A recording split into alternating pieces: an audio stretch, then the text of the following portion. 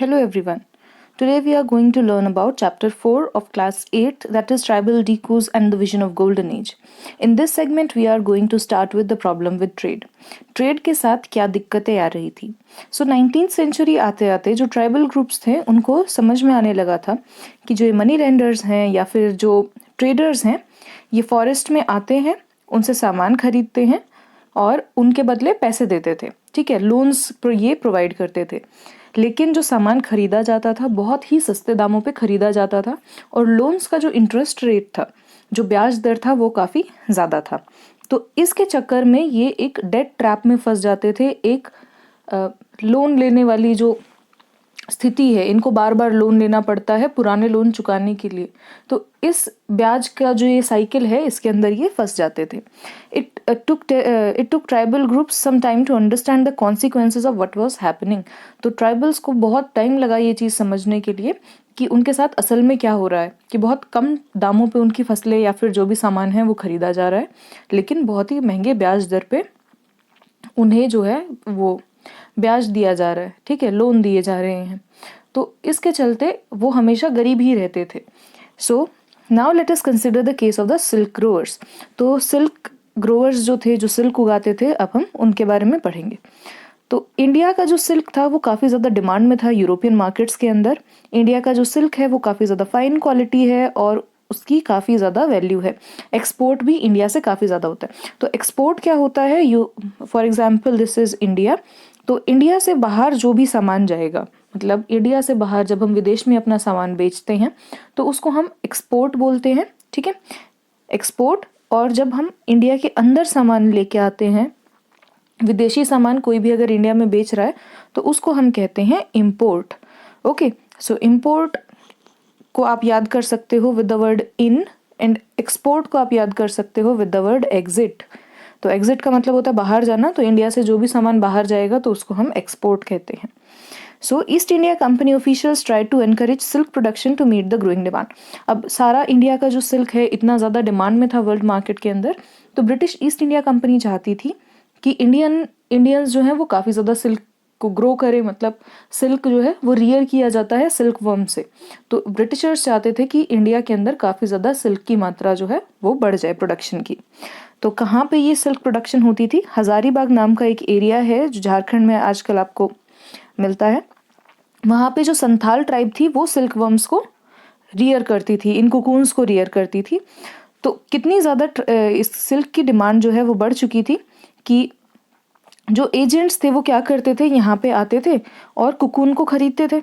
लेकिन कुकून कितने रुपए में खरीदा जाता था, सिर्फ और सिर्फ 3 या 4 रुपए पर 1000 कुकून्स. मतलब अगर आप 1000 कुकून्स किसी से खरीद रहे हो तो कुकून्स ऐसी शेप का होता है बेटा, वाइट कलर का होता है. तो 1000 जब आप ऐसे कुकून्स खरीदते हो तो कितने रुपए में आपको पड़ेगा, 3 से 4 रुपए में. लेकिन आप उसको बेच कितने पे रहे हो, 5 टाइम्स ज़्यादा. मतलब अगर ने आपने 3 रुपए पे खरीदा है तो 3 × 5 15 रुपए पे आप उसको बेच रहे हो. तो इससे जो ये ट्राइबल्स हैं, जो ये इनिशियली ये काम कर रहे हैं, उनको काफ़ी ज़्यादा नुकसान होता था. So these were then exported to Burdwan और Gaya where they were sold at 5 times the price. The middle man, so called because they arrange deals between the exporters and silk growers, made huge profits. तो बीच में जो middle man होते थे उनका काफ़ी ज़्यादा प्रॉफिट होता था. ठीक है, and the silk growers earned very little. Understandably, many tribal groups saw the market and the traders as their main enemies. तो अब क्या है, जो ये middlemen थे, जो ये बीच के बिचौलिया जिनको बोलते हैं, तो ये व्यक्ति क्या करते थे, बहुत ज़्यादा पैसा बीच में खा लेते थे. अब जब जो ये सिल्क ग्रोअर्स हैं, जो ये ट्राइबल पीपल है, जब इनको इन बातों का पता लगता था तो वो काफ़ी दुखी होते थे. उनको कोई भी प्रॉफिट नहीं मिल रहा है, वो इतनी मेहनत कर रहे हैं काम करने के लिए, लेकिन उनको कोई भी प्रॉफिट नहीं मिलता था. तो इसीलिए ट्राइबल ग्रुप्स को क्या लगा कि जो ये मार्केट है जहाँ पे ये सामान बेचा जा रहा है और जो ये पूरा सिस्टम है खरीदने बेचने का, सामान हमारे सिल्क के जो कुकून्स हैं वो खरीदे जा रहे हैं, तो उसको वो बिल्कुल पसंद नहीं करते थे. और साथ के साथ जो ट्रेडर्स हैं, जो व्यापारी हैं, उनको भी ये लोग अपना दुश्मन समझने लगे थे. So here you have a picture of coal miners, कि अगर आप झरिया और रानीगंज, ये झारखंड में ही हैं ये दोनों, ए प्लेसेस। तो यहाँ पे अगर आप देखते हो तो 1920s में around 50% of the miners in Jharia and Raniganj coal mines of Bihar were tribals. Work deep down in the dark and suffocating mines was not only backbreaking and dangerous, it was often literally killing. In 1920s, over 2000 workers died every year in the coal mines of India. तो यहाँ पे आपको बताया गया ये 1920s में बेटा झारखंड जो है वो अलग नहीं हुआ था बिहार से, वो 2000s के बाद ही झारखंड जो है बिहार से अलग हुआ है। तो प्रेजेंट डे जो ये झरिया और रानीगंज है ये झारखंड के अंदर आपको मिलते हैं। तो बिहार के अंदर क्या है, तो ये कोल माइंस कहाँ पे मिलती हैं? For example you have a coal mine, तो आपका एरिया है काफ़ी बड़ा, ठीक है, फॉरेस्ट एरिया, तो यहाँ पे बहुत बड़े बड़े पेड़ हैं, यहाँ पे ट्राइबल्स रहते हैं। तो क्या करना पड़ेगा अगर आपको कोल निकालना है? आपको ये सभी पेड़ काटने पड़ेंगे। ओके, तो जब आप पेड़ काट देंगे तो इसके नीचे से फिर आप इसके नीचे खुदाई करना शुरू कर दोगे कोयले के लिए। कोयला आपको ज़मीन के अंदर मिलता है, तो जब आप नीचे खुदाई करना शुरू कर दोगे तो कौन उसमें काम करेगा? तो यही ट्राइबल पीपल जो ऊपर रहते थे, अब इनको काम दे दिया जाता है कि आप जाके खुदाई करो, आप यहाँ से कोयला निकालो। और जब आप इतने नीचे जाते हैं कोयला निकालने के लिए तो बहुत ही जहरीली गैसेज होती हैं। तो इसी चक्कर में इस माइंस के अंदर ऑलमोस्ट 2000 लोग हर साल मारे जाते थे कोयला निकालते वक्त। तो ये थी इनकी कहानी। The search of work, the plight of tribals who had to go far from their homes in search of work was even worse। कि कुछ लोग तो हैं जिनको अपने घरों के पास में ही काम मिल जाता है, लेकिन कुछ ऐसे वर्कर्स थे, कुछ ऐसे ट्राइबल पीपल थे जिनको बहुत ही दूर जाना पड़ता था अपने घरों से काम ढूंढने के लिए।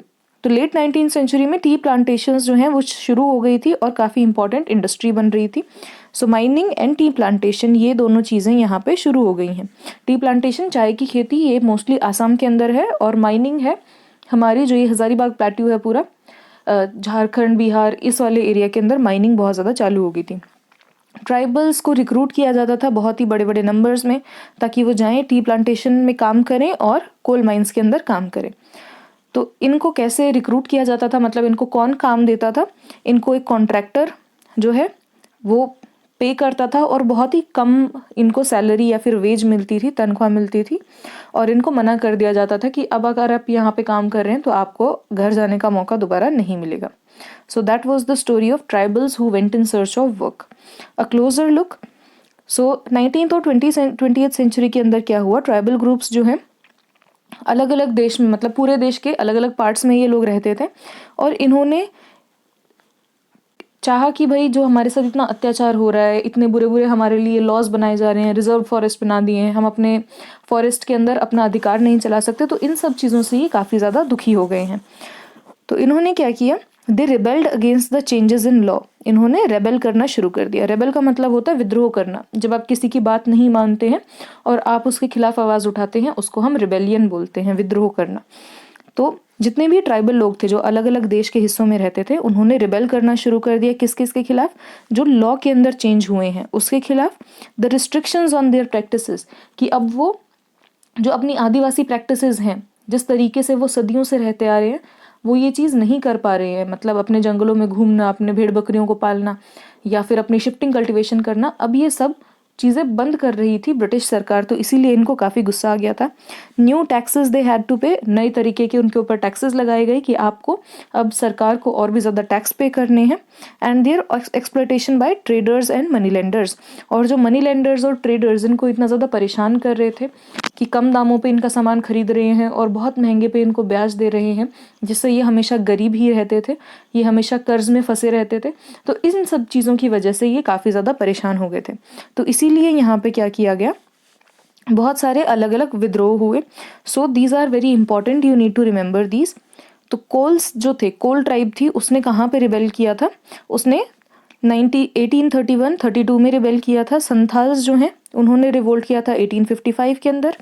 जो हमारी बस्तर रेबेलियन है, बस्तर रेबेलियन हुई थी हमारी सेंट्रल इंडिया में, और वर्ली रिवोल्ट हमारी महाराष्ट्र में हुई थी। तो सेंट्रल इंडिया का मतलब है जो हमारा छत्तीसगढ़ मध्य प्रदेश वाला एरिया है, यहाँ पे हमारा ये बस्तर रिबेलियन है, और वर्ली रिवोल्ट महाराष्ट्र के अंदर हुआ था। और ऐसी ही एक मूवमेंट जो ट्राइबल्स ने शुरू की थी उसका हेड था Birsa Munda. So Birsa Munda is a very very famous person अगर आप ट्राइबल रिवोल्ट्स के बारे में पढ़ते हो कभी। तो तो बिरसा मुंडा का जन्म हुआ था ये मिड 1870s के अंदर। ये बहुत ही, इनकी जो फैमिली थी गरीब थी, और ये भोंड जगह पे जो फॉरेस्ट थे वहाँ पे रहते थे। शीप्स को ग्रेज करते थे, मतलब भेड़ बकरियां चराया करते थे, फ्लूट पे करते थे, बांसुरी बजाते थे, और ये जो लोकल अखाड़ा था वहाँ पे डांस करते थे।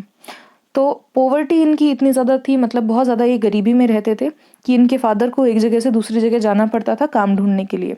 तो एज एन अडोलेसेंट, अडोलेसेंट का मतलब होता है जो आपकी टीनेज होती है, मतलब द एजेस 13 to 18, 13 से 18 साल के जो बच्चे होते हैं उनको हम टीनेज में काउंट करते हैं। सो जो बिरसा मुंडा है वो भी टीनेज में है, अपने अडोलेसेंट ईयर्स में है, और उन्होंने तब से ही कहानियां सुनी है किस चीज़ की, Munda uprising in the past saw the sardars of the community urging the people to revolt. कि जब ये छोटे से थे तब से ही लोग कह रहे थे कि नहीं, हमें विद्रोह करना है, हमें आवाज़ उठानी है, हमें अपने राइट्स के लिए लड़ना है। तो बिरसा छोटे से ही ये सब कहानियां सुनते आ रहे थे। सो किस चीज़ की बात करते थे ये लीडर्स, जो ये सरदार थे, किस चीज़ की बात करते थे कि हमें क्या लाना है। सो जो ये सरदार हैं ये चाहते थे कि हम एक गोल्डन एज लेके आए वापस, जहाँ पे सभी मुंडाज ये हैं ये फ्री हो जाएंगे ऑपरेशन से। ऑपरेशन किसका है यहाँ पे? डिकूज का। मतलब डिकूज कौन है? जो बाहर से लोग आए हुए हैं, जो ट्राइबल पीपल नहीं है, तो उनसे ये लोग छुटकारा पाना चाहते थे, मुक्ति पाना चाहते थे।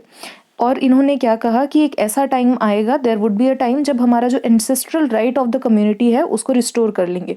मतलब इस ज़मीन पे हमारी पूर्वजों का अधिकार था और हम यहाँ के ओरिजिनल सेटलर्स हैं। मतलब सबसे पहले हम ही इस जगह पे आए थे, तो हमारा अधिकार इस ज़मीन के ऊपर सबसे ज़्यादा है, तो हम उसको दोबारा से प्राप्त कर लेंगे, क्योंकि अब ब्रिटिश सरकार ने इनके वो सारे अधिकार इनसे छीन लिए थे। So they saw themselves as the descendant of the original settlers of the region fighting for their land. मुल्क की लड़ाई, reminding people of the need to win back their kingdom. तो ये लोगों को बताते थे कि भाई हम यहाँ पे सबसे पहले आए थे, ये ज़मीन हमारी है, और हमें अब अपने मुल्क के लिए लड़ना पड़ेगा, हमें अपने ज़मीन के लिए लड़ना है, ताकि हम दोबारा से अपना जो ये किंगडम है, अपना राज्य जो है, रिस्टोर कर सके। So this was the ideology of the Munda people, जिससे बिरसा बचपन से ही काफ़ी ज़्यादा इन्फ्लुएंस थे।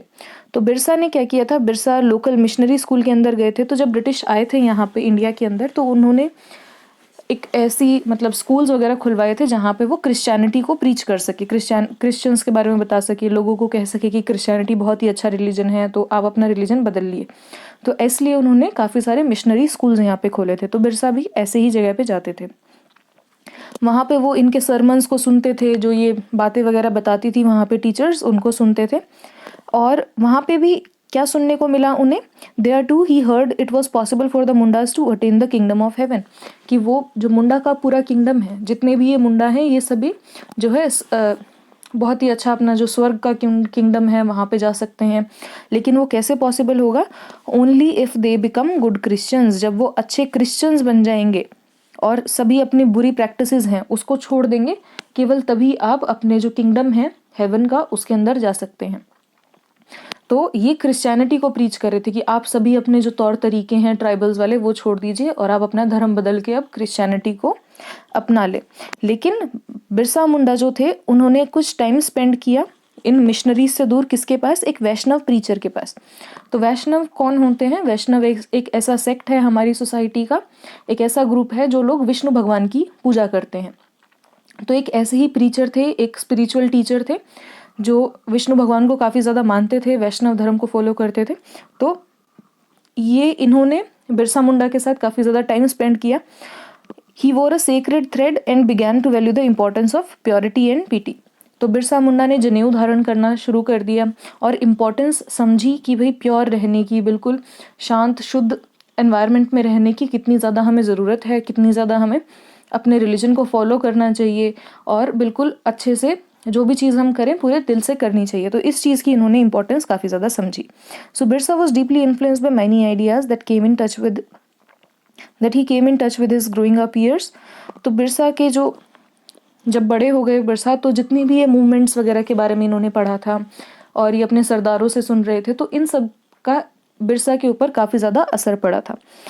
तो इन्होंने एक मूवमेंट स्टार्ट करी, और वो मूवमेंट का एम क्या था कि हम ट्राइबल सोसाइटी को रिफॉर्म कर दें, मतलब जो आदिवासी जीवन है हम उसके अंदर बदलाव लेके आए। उन्होंने मुंडास को कहा कि आप जो है लिकर शराब पीना छोड़ दीजिए, अपने गांव को साफ रखिए, और जो विचक्राफ्ट और सॉसरी है, मतलब जितने भी जो आप ये अंधविश्वास वाली चीज़ें करते हो, जादू टोना करते हो, ये सब आप छोड़ दीजिए। लेकिन एक चीज़ उन्होंने कहा कि हमें क्या याद रखना है कि जो ये मिशनरी हैं, हिंदू लैंडलॉर्ड्स हैं, ये सब के खिलाफ थे बिरसा। कि बिरसा ना क्रिश्चियनिटी को मानते थे, ना ही ये हिंदुओं के जो लैंडलॉर्ड है, बड़े बड़े जमींदार हैं, उनकी बात को रखते थे। लेकिन ये क्या चाहते थे कि जो हमारी ट्राइबल सोसाइटी है, जो हमारा आदिवासी जीवन है, हम उसके अंदर ही बदलाव लेके आए और किसी और के ऊपर डिपेंड ना रहें बदलाव के लिए। So he saw them as outside forces that were ruling the Munda way of life. तो उनको क्या लगता था कि जो ये क्रिश्चियन मिशनरीज और हिंदू लैंडलॉर्ड हैं, ये खराब कर रहे हैं हमारा जो ओरिजिनल कल्चर है, जो मुंडा वे ऑफ लाइफ है, ये उसको खराब कर रहे हैं। तो बिरसा ने क्या कहा? बिरसा ने अपने फॉलोअर्स को कहा कि हमें अपने जो ग्लोरियस पास्ट है, जो हमारा पूरा पास्ट इतना अच्छा था, हमें दोबारा से उसको वापस लेके आना है। हम पास्ट में बहुत ही एक सतयुग के अंदर रह रहे थे, जहाँ पे मुंडास जो थे वो क्या करते थे, अपने नेचुरल स्प्रिंग्स को ट्रैप करते थे और पेड़ पौधे उगाया करते थे, नेचर की रक्षा करते थे, कल्टीवेशन करते थे, पैसा कमाते थे। तो हमें दोबारा से वही सब लेके आना है। वो अपने भाइयों बहनों को नहीं मारते थे, ऑनेस्टली रहते थे। और बिरसा चाहते थे कि एक बार दोबारा से जो ये हमारी ज़मीन है हमारे पास आ जाए, हम इस पर सेटल डाउन हो जाए, मतलब यहीं पे रहना शुरू कर दें और अपनी ज़मीन को कल्टीवेट करें, मतलब यहीं पे अपनी खेती स्टार्ट कर दें। ब्रिटिश ऑफिशियल्स किस बात से ज़्यादा डर गए थे कि जो ये बिरसा का मूवमेंट था, what worried the British official most was the political aim of the Birsa movement, for it wanted to drive out the missionaries, moneylenders, Hindu landlords and the government and to set up a Munda Raj with Birsa at its head। तो सबसे ज़्यादा British किस बात से डरे कि जो बिरसा मुंडा है वो क्या चाहते थे, बिरसा मुंडा एंड पूरी जो मुंडा कम्युनिटी है वो चाहती थी कि जो हमारा एरिया है उससे हर कोई जो ब्रिटिश ऑफिशियल सबसे ज़्यादा किस चीज़ से डर गए थे? बिरसा की जो पॉलिटिकल मूवमेंट की एम थी। मतलब बिरसा क्या चाहते थे कि जितने भी यूरोपियंस हैं, हिंदू लैंडलॉर्ड्स हैं, मनी लैंडर्स हैं, मिशनरी हैं, या फिर गवर्नमेंट के जितने भी यहाँ पे लोग हैं, उन सबको भगा दिया जाए और उनकी जगह पे मुंडा राज केवल यहाँ पे चलना चाहिए। और इस मुंडा राज का सरदार कौन होगा? Birsa Munda. This movement identified all the forces as the cause of misery for the Mundas were suffering. तो ये जो मूवमेंट थी बिरसा मुंडा ने चलाई थी, इसके तहत तो उनको लगता था बिरसा मुंडा को कि ये सभी व्यक्ति हैं जो हमारी मिजरी का, हमारे दुख का कारण है, और अगर हम इनको भगा देंगे तो हमारी जितनी भी परेशानियां हैं वो भी चली जाएंगी। तो ब्रिटिश की जो लैंड पॉलिसी थी, जिससे वो ट्रेडिशनल लैंड सिस्टम को डिस्ट्रॉय कर रहे थे, जैसे वो स्लैश एंड बर्न फार्मिंग करते थे, तो इन सबको ब्रिटिश सरकार ने मना कर दिया था कि अब आप ये नहीं कर सकते। जो हिंदू लैंडलॉर्ड्स और मनी लैंडर्स थे वो उनका ज़बरदस्ती ज़मीन छीन लेते थे, और जो मिशनरी है वो कहती थी कि भाई जो आपका ट्रेडिशनल सिस्टम है, जो आदिवासी वे ऑफ लिविंग है, वो बहुत ख़राब है, आपको वो सब छोड़ के क्रिश्चियनिटी को अपना लेना चाहिए। तो जैसे जैसे ये मूवमेंट स्प्रेड होता गया तो ब्रिटिश ऑफिशियल ने डिसाइड किया कि भाई अब हमें इस पर कुछ फैसला लेना चाहिए। तो उन्होंने बिरसा मुंडा को अरेस्ट कर लिया, उनको 2 साल तक जेल में रखा। बिरसा को 1879 के अंदर निकाल दिया गया था जेल से, और जैसे ही वो जेल से बाहर आए तो उन्होंने गांव-गांव जाके अपना सपोर्ट गैदर करना शुरू कर दिया, लोगों को बताना शुरू कर दिया कि कैसे उन सबको इकट्ठा रहना चाहिए और ब्रिटिश के खिलाफ लड़ना चाहिए। उन्होंने इनको कहा कि भाई ये रावण है और हमें इनको अपने किंगडम से निकालना है। बिरसा ने कहा कि भाई जो डिकूज़ हैं उनके जितने भी सिंबल्स हैं, जैसे पुलिस स्टेशन हो गया या फिर मनी लैंडर्स के घर हैं या फिर चर्चेज़ हैं, तो इन सबको टारगेट करो और इनको डिस्ट्रॉय करना लोगों ने शुरू किया। अब अपने राज को दर्शाने के लिए इन्होंने सफ़ेद झंडे का प्रयोग किया कि सफ़ेद झंडा किस चीज़ का प्रतीक है? बिरसा राज का। तो 1900s के अंदर जब 1900 शुरू हुआ तो उसमें बिरसा की मृत्यु हो गई कॉलेरा से, और ये मूवमेंट जो है फेड आउट होनी शुरू हो गई क्योंकि अब बिरसा के बाद कोई इतना प्रोमिनेंट यहाँ पे लीडर नहीं था। ये मूवमेंट थी बहुत ज़्यादा सिग्निफिकेंट 2 कारणों की वजह से। तो सबसे पहला कारण क्या था कि इन्होंने जो कॉलोनियल गवर्नमेंट है, जो अंग्रेज़ी हुकूमत है, अंग्रेज़ी सरकार, इसको लॉज बनाने के लिए मजबूर कर दिया। क्योंकि पहले जो इनकी ज़मीन थी वो बहुत ही आसानी से लैंडलॉर्ड्स और जो ये बड़े बड़े ज़मींदार हैं ये ख़रीद लेते थे, मतलब इनको इनकी लैंड को छीन लिया जाता था बहुत आसानी से। लेकिन अब नए लॉज बनाए गए जिससे कि ये जो ज़मीन है ट्राइबल्स की, आदिवासीज़ की, ये अब कोई भी बहुत आसानी से नहीं छीन सकता था। और दूसरा जो इसका सिग्निफिकेंस है, ये बता रहा, ये जो रिवोल्यूशन हुई है ट्राइबल्स की बिरसा मुंडा के अंडर, इसकी वजह से अब जो ट्राइबल पीपल हैं उन्होंने दर्शाया कि हम भी इनजस्टिस के खिलाफ लड़ सकते हैं और अपना गुस्सा जो है दिखा सकते हैं कॉलोनियल रूल को। अब इन्होंने ये जो अपना गुस्सा दिखाया, अपनी जो बातें कही, अपने तरीके से दिखाई, अपने नए जो